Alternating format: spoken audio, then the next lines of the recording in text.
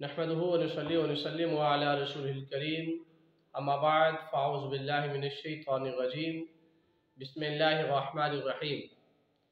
नाज़रीन, आज आपके सामने ये मसला ज़िक्र करना है कि बच्चों के नाम रखने का तरीक़ाकार क्या है।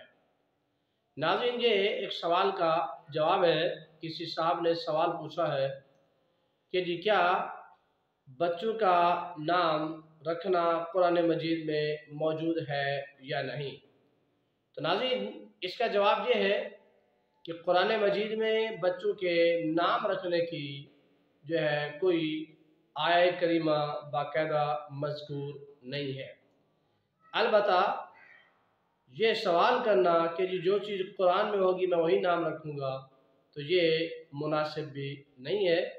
लेकिन अहादीस मुबारका में बच्चों के नाम रखने के बारे में नबी करीम अलैहिस्सलातु वस्सलाम के फरमादात मौजूद है। चुनाचे रसूल अकरम सल्लल्लाहु ताला अलैहि व आलिहि वसल्लम फरमाते हैं कि तुम क़यामत के रोज़ अपने और अपने बाप के नाम से पुकारे जाओगे, तो तुम्हें चाहिए कि अच्छे नाम रखो।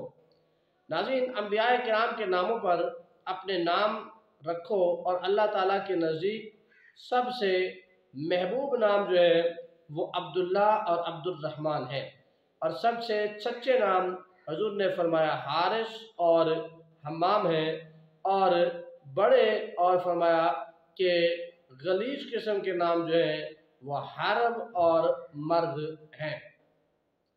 नाज़रीन, हदीस मुबारका में यूँ भी आया है, आके करीम अलैहिस्सलाम ने फरमाया कि मेरे नाम यानी मोहम्मद और अहमद पर अपने बच्चों के नाम रखो, और मेरी कुनियत यानी अबुल कासिम पर अपनी कुनियत न रखो।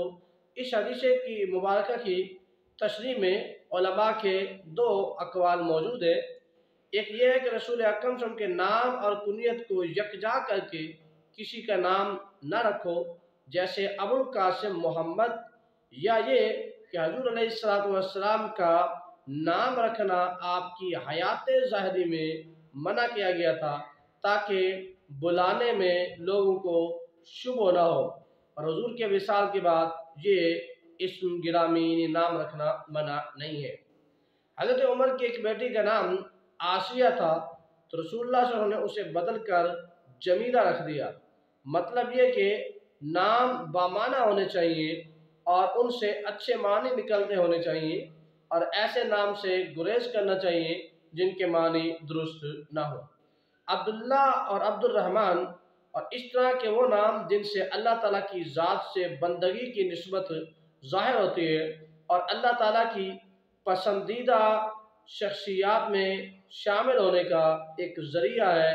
लेकिन ऐसे शख्स को फिर नाम तोड़कर नहीं पुकारना चाहिए जिनका नाम अब्दुल्ला है, अब्दुर्रहमान है, या ऐसे अस्मा है जिनमें अल्लाह पाक के इसमें गिरामी का लफ्ज़ शामिल है, या हजूर अलैहिस्सलाम के अस्माए सिफाती का इसमें गिरामी शामिल है।